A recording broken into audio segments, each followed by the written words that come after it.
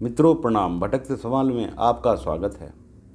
यदि आप सामाजिक विषमताओं के विश्लेषण, अध्यात्म, योग और विज्ञान में रुचि रखते हैं तो कृपया इस चैनल को सब्सक्राइब कर लें। आज का हमारा विषय है, क्या अलगाववाद ही केवल खुद को प्रमाणित करने का तरीका है। भारत में एक साझी संस्कृति का प्रयोग हजारों वर्षों से चलता आ रहा है, परंतु यह प्रयोग कितना सफल हुआ है यह तो 1947 में पता चल ही गया, और आगे कितना सफल होगा इसमें भी अब संदेह पैदा हो गया है। हर हाल में और हर तरीके से अपने आप को अलग रखने की प्रवृत्ति के क्या कारण हो सकते हैं, यह एक बड़ा विचारणीय विषय है। क्या इसके पीछे किसी एक समुदाय का दूसरे समुदाय के ऊपर वर्चस्व कायम करने का कोई षड्यंत्र है?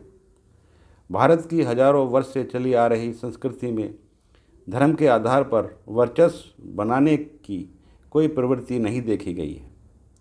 इसलिए हिंदुओं की साझा संस्कृति पर कोई प्रश्न चिन्ह नहीं लगा।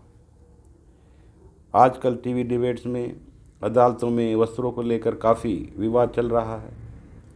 लोग धर्म के आधार पर ड्रेसेस को लेकर एक बड़ी लड़ाई लड़ रहे हैं। बड़ी विडंबना है कि ये लड़ाई केवल महिलाओं के संदर्भ में ही लड़ी जाती है। पुरुषों के संदर्भ में यह बात कभी नहीं उठती।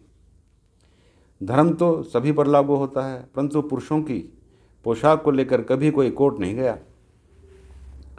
हमारे सामने इस मानसिकता को समझने की बड़ी चुनौती आ गई है।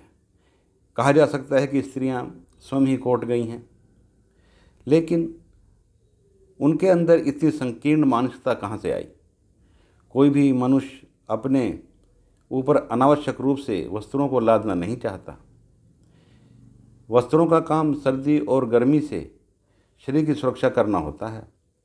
उनका संबंध धर्म से जोड़ना जीवन के लिए असहज व पीड़ादायक हो सकता है। आस्थाओं का प्रयोग यदि जीवन की प्राकृतिक संस्कृति को कुचलने के लिए किया जाता है तो यह जीवन को बड़ा दुश्वार बना देता है। धर्म का प्रयोग यदि जीवन को आसान बनाने के लिए होता है तभी धर्म की उपयोगिता सिद्ध होती है, और यदि धर्म का प्रयोग समाज पर आधिपत्य जमाने के लिए किया जाता है, जैसा कि कट्टरपंथी करना चाहते हैं, तो यह एक भयंकर संघर्ष, हिंसा और विनाश का कारण बन सकता है। ये लोग मुख्य धारा से अलग होकर चलना चाहते हैं। अलगाववाद क्या अपने वर्चस्व को सिद्ध करने का कोई तरीका है? लड़कियों में टैलेंट की तो कोई कमी नहीं। जितनों को मैं जानता हूँ वो सब एजुकेटेड हैं और खुली ज़िंदगी जीना चाहती हैं। लड़कियों को पॉलिटिकल हथियार बनाना बड़ी ही अमानवता की बात है। देश में सांप्रदायिक अलगाव पैदा करना और धार्मिक वर्चस्व को बढ़ाने के लिए संघर्ष की तैयारी करना कट्टरवादियों का एक घृणित षड्यंत्र है। देश धार्मिक संघर्ष के मुहाने पर आकर खड़ा हो गया है।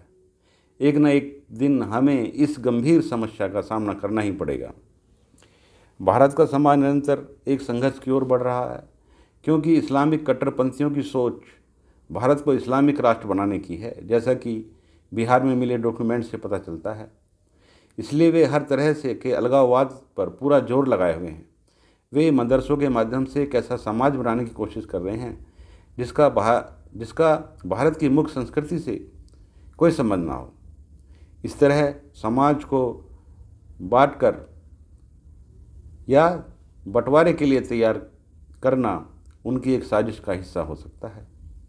इस विषय में आप क्या सोचते हैं, कृपया अवगत कराएं। धन्यवाद।